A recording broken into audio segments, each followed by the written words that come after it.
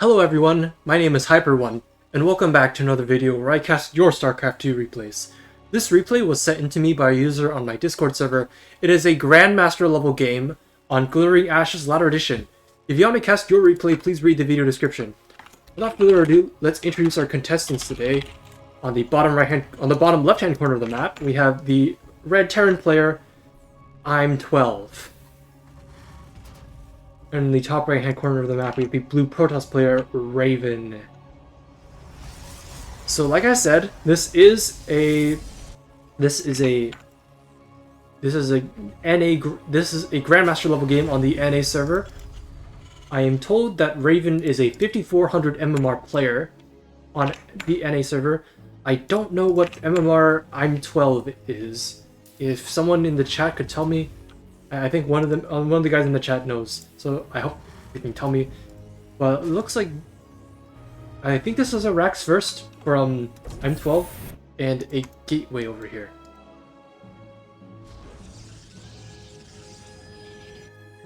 And okay, so it looks like ImTwelve is gonna full wall this to deny the scout for a bit. And okay, so apparently ImTwelve is 4900 MMR and Raven is 5400 MMR. It's going to be a Nexus first. It's going to be Nexus 20 Cybercore. And it looks like ImTwelve is going for some kind of proxy play. Going to be finishing up the second supply depot over here and not really looking to fast expand by any means. Well, we're going to get a Marine, but it's not going to be a fast expand. It looks like SCV going over here. Rebuilding a bunker, getting an orbital, getting a reactor. Okay, never mind.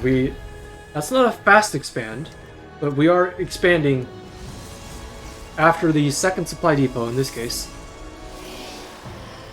Chrono boost starting up.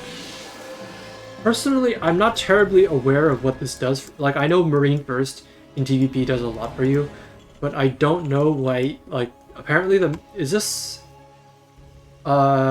like a thing that people do? Just like an actual thing that people naturally wall off in TVP? Or is it just like a personal preference thing for this dude? I am not sure. I myself am not a particularly high level player. I'm only a Diamond 3 or so on the NA server. This is a Maru build. Okay, it's a Maru build.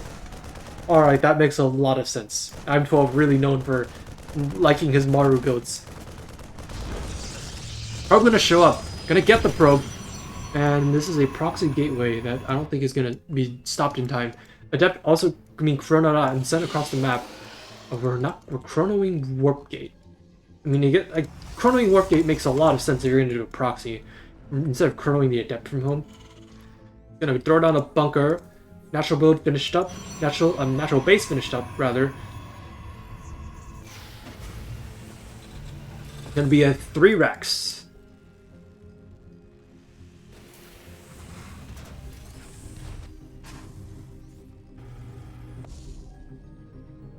So 3 Rex is a build where you sort of get 3 of these barracks. These barracks are short for the rack is short for barracks, and you get your you're actually getting. This is interesting. You're actually getting. Okay, this is like a Marauder variant, where you get fast concussive shells. Which is really strong against, early against Protoss. Your Marines are really bad. But the Marauders are really good because concussive shells can slow them down by a lot. So, the Marauders make your early game bio a lot stronger. Especially, against Protoss units, which tend to be about quality and not quantity. So these Marauders can just slow down these individual Protoss units and you can pick them off so much easier. Of course, what this build does get in exchange for that early game bio presence is you don't really get your factory and starport for a little while, which does reduce your tech options a little bit. It does reduce your ability to walk across the map, or drop. For example, you don't get the drop, or you don't get siege tanks or anything like that. But the bio ball can actually move across the map. At least from what I can tell, the bio ball can move across the map and actually fight Protoss units, which is really cool. Because the bio unit, like Marines, are at their weakest before the 5 to 6 minute mark, or whenever they get stim is. Sometimes they can get stim a little bit early if you rush it out. Probe gonna come in here, gonna get a scout. What are you gonna see? Okay, Marauders are just gonna block everything. So you're not even gonna see this guy's not even really gonna get a read on how saturated the natural base is. And Raven also doesn't see any sign of the army, which is a big deal. So it looks like Raven's gonna stick around at home, gonna warp in some more units because Raven suspects that there is going to be an attack coming in soon. And also, I like the expansion to the far linear fort base, because ImTwelve is not going to be able to scout that for a while if he commits to this attack, which it does not look like he will do. Are you gonna walk? Are we walking back home with this army? No, we're just gonna stage. We're just gonna stage over here. We have a factory yet. Factory in Starport. Okay, so this does not look like a 3C. So this does not look like a 3CC build by any means. This is definitely more of a pressure-oriented build, where we do not get the 3rd CC as quickly. Which, from my understanding, is not something that Maru really likes playing 3CC. Actually, 3CC, I mean, most people really like playing 3CC, but I guess ImTwelve here is looking to give up a bit of the economy in exchange for this early push. Pylon down over here. What are we getting on the rope? It's going to be a Robo Bay. I believe Blink is done, so this is some kind of Robo Blink, Blink Colossus, possibly, coming out of Raven. I don't know that I like Blink Colossus against this number of Marauders. What are we recalling? Oh, we're recalling probes over here. Okay, I guess. 3rd CC halfway done. Okay, Raven moving across the map. ImTwelve might be out of position to defend this, but it's just stalkers, just Blink stalkers. So, I mean, oh wow, Raven, what are you doing? Okay, Raven doesn't see the main army over here, but you will see the main army over here in a moment. Okay, you do, and all the stalkers are gonna come around too. Okay, Raven, why are you fighting this directly? This seems like a terrible idea. I mean, I guess you can poke and blink away, which is fine. I guess he can't really chase you either.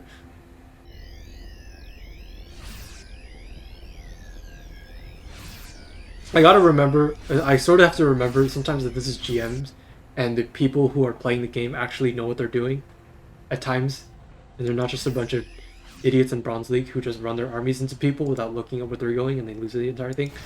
3rd CC going to be landed, and if you turn into an orbital, we have some medevacs and a tank out now, but looks like Raven's already saturated the entire base. Only at times? Well, okay. You definitely, GMs definitely know what they're doing more of the time than Diamond or Bronze players do.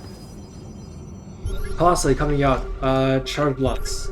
Yes, charge is done. +1 is already finished up, +1 armor is halfway done. More modders, tanks, and medevacs. So you say this is a Maru build. I'm not entirely sure what this Maru build has accomplished so far, because like I imagine that the idea is to put some kind of pressure on the opponent, but I don't know if that was necessarily successful.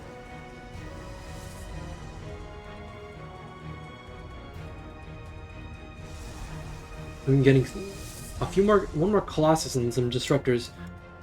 This army gonna move out, and you're gonna find this base. Wow. ImTwelve is gonna kill this base really quick. Raven's army completely out of position to defend this.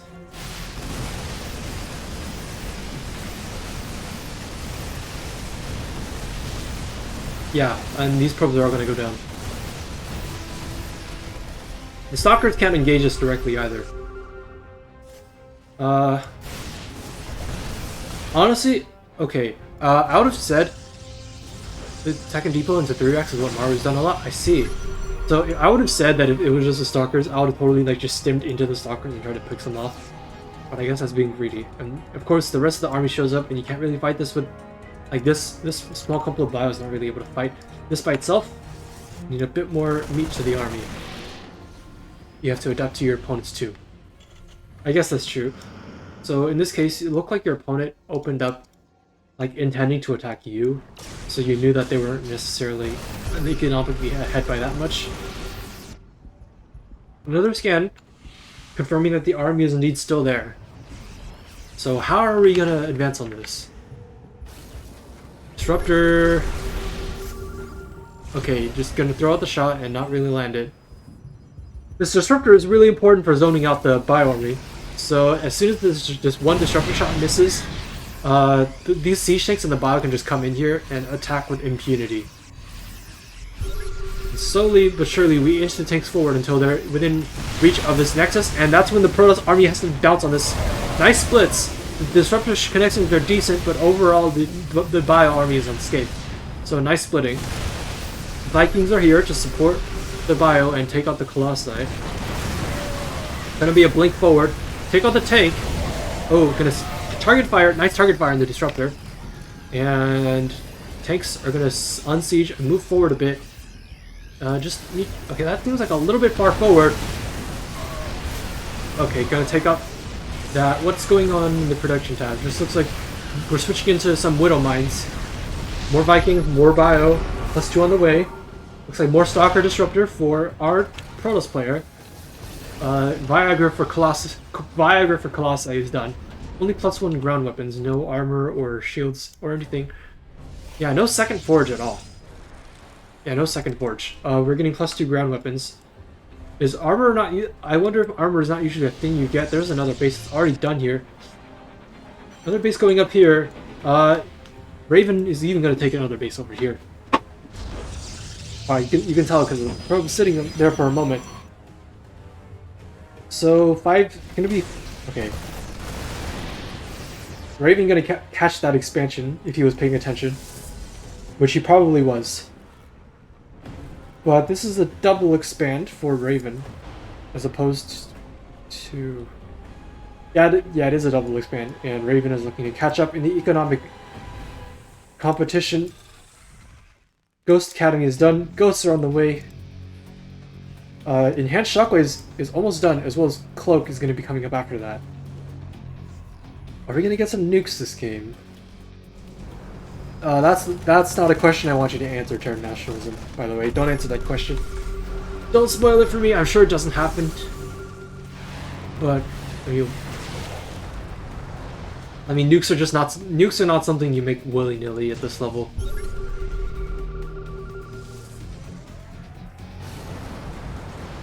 Vikings gonna move forward. I like this. Siege tanks are sort of protected by this choke point and this big wall, so you have to walk around a lot. Pick up, pick up, pick up! Oh no, big disruptor. Okay, not really big, but decent. These Marauders and Zealots just chilling next to each other. There's not really much army over here, so there's nothing to stop these tanks from being jumped on, but the Marauders over here.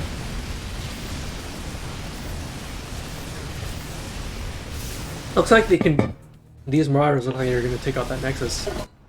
And suddenly... actually, the income not looking too hot for Raven right now.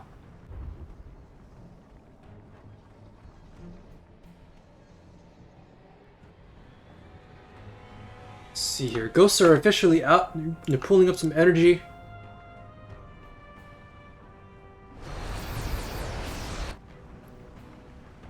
We finally got some High Templar in the mix.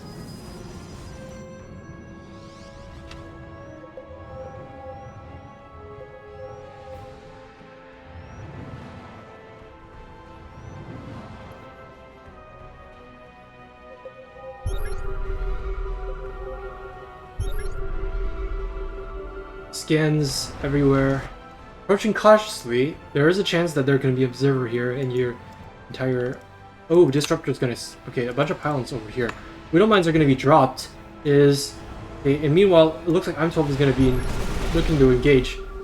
Okay, Vadavac's over here, gonna drop the Widow Mines. Our drilling claws are not done yet, but it looks like it's not gonna matter.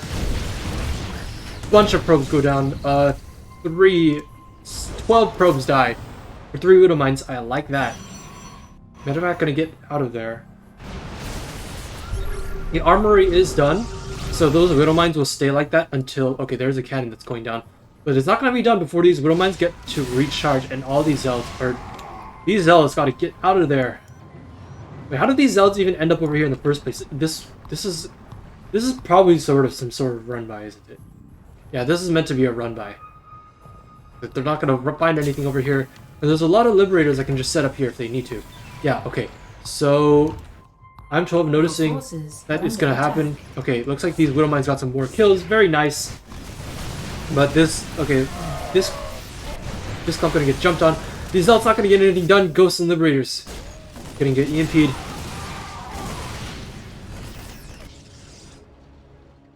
Okay, so nice run by attempt, but unfortunately there was just too much at home already. +2, 1 done for our infantry, plus some ship weapons. Imagine +2 ship weapons is halfway done now, as well as advanced ballistics gonna be started up, and +3 infantry weapons. So where are we getting this missile turret again? Okay, we're getting it over here. The sensor tower, unfortunately, a little bit misplaced to deal with this army about to come in here. So this CC is not gonna die, but it is gonna be very wounded. Where's all the army at? Okay, so I don't think you can walk up this, especially because you see this army, which has suddenly appeared on your minimap. Okay, Raven has either got to go back home or gotta like find a different angle to push into this somehow. I'm gonna recall a ton of the army to that nexus. I like it. Not gonna recall to this nexus. I think the recall. No, the recall just goes to whichever nexus is closest and has energy. So, I think this was the closest. Yeah, I think it might have been the closest. It's kind of close. Like, this one's also kind of close, too. But anyway, this army is going to get driven off. Doesn't really find a whole lot of damage. Liberator her... What? Why would you... Okay. Okay, I guess you're shift queuing that.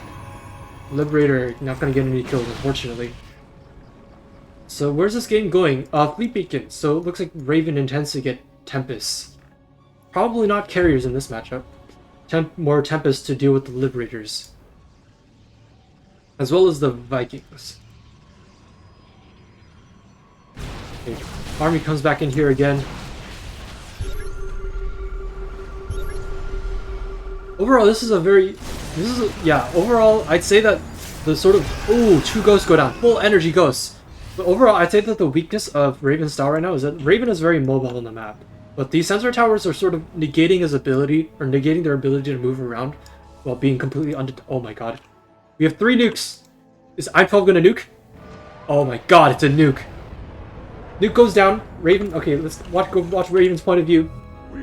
Raven gonna check all the bases.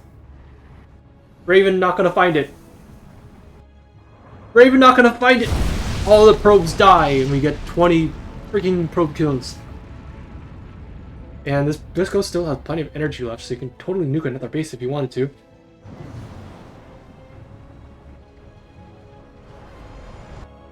Zealots coming back, just sitting just outside sensor tower range.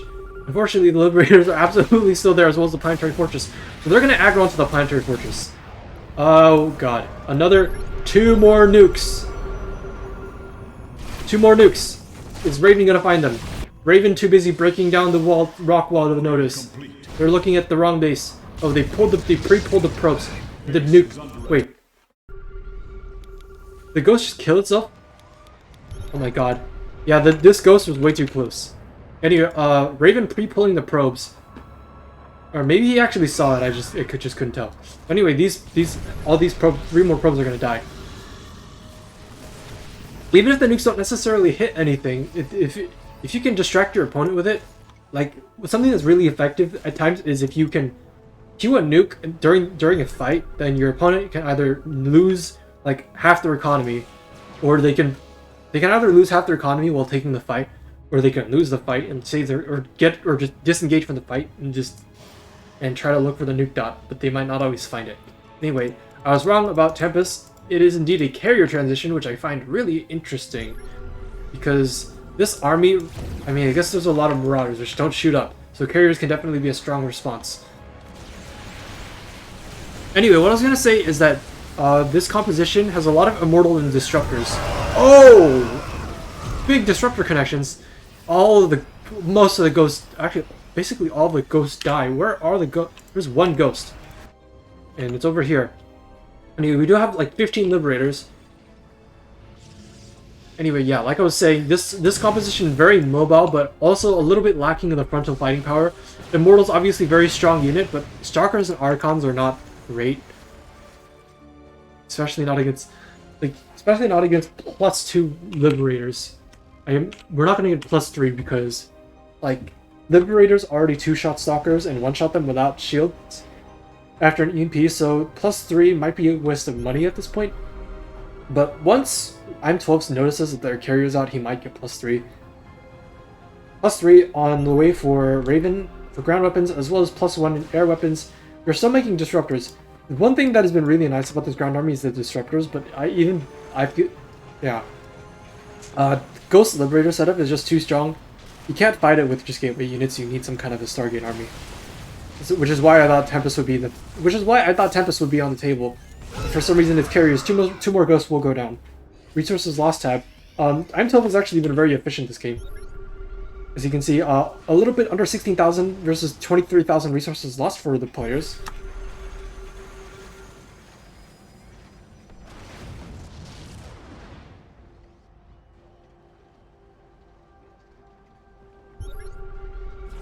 Okay, carriers are going to show up. And this is the first time that ImTwelve really has to fight them. I imagine that he...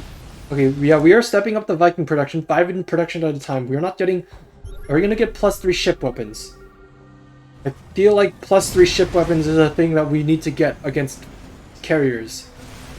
It's absolutely going to help a lot.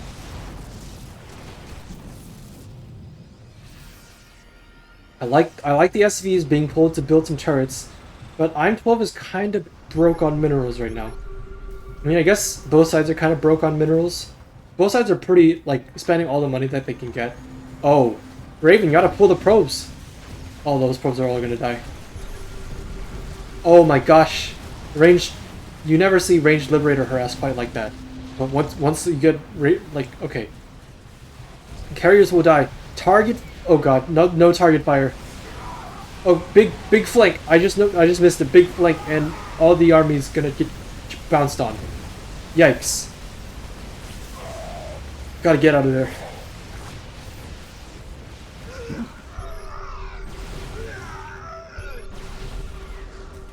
Retreat to the planetary fortress, yeah.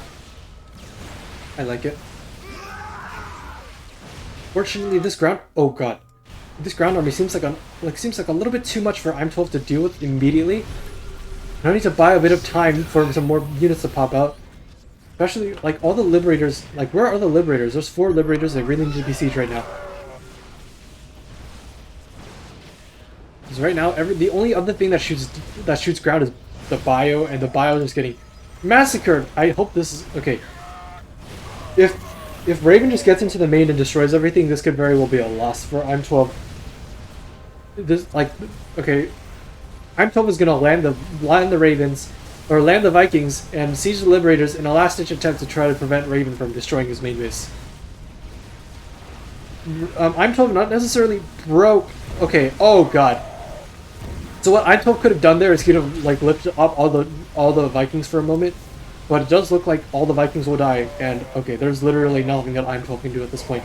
All the production is being jumped on. All the Marines are there's no production going on right now. Everything is dying as soon as it pops out. Raven with a massive supply lead, and ImTwelve gonna throw out the salty mule drop before leaving the game without a GG. Oh. What's it? 23 minutes and 48 seconds. Raven is the winner of this game. Wow. Yeah, I felt like ImTwelve definitely had that game until the massive flank here. And from there, there was just simply no army to contest. like the counter push that happened.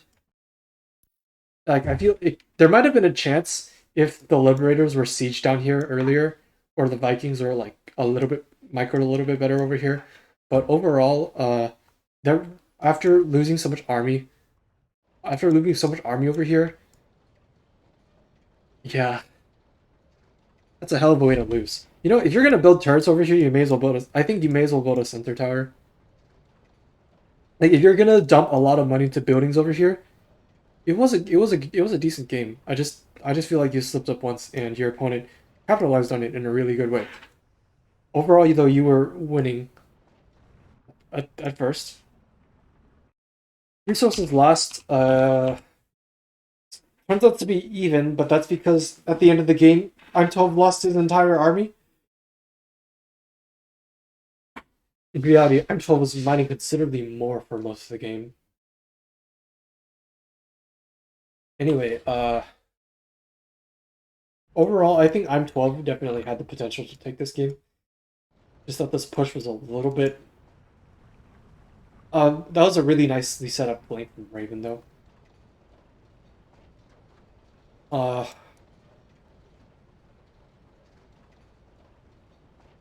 yeah. Anyway, yeah. Once you jump on top of Terran production, Terran just can't do anything. That's how Terran dies. If for Zerg to die, if you want to kill Zerg, you take out their hatcheries or you take out all of their tech, and then they can only make shit units. If you want to kill Terran, you jump on top of their production. If you want to kill Protoss, I don't know, kill all their pile. I don't know. That's not really how Protoss works. But anyway, yeah, good game. Thank you to Ozzy for sending that in to me. And if you're watching this on Twitch, once again, thank you for sticking around. If you're watching this on YouTube, also thank you for sticking around. And you're going to be seeing another game. I'm going to post another game in 2 days after you watch this on YouTube. So yeah, thank you for watching. And I'll see you soon with another video. Goodbye.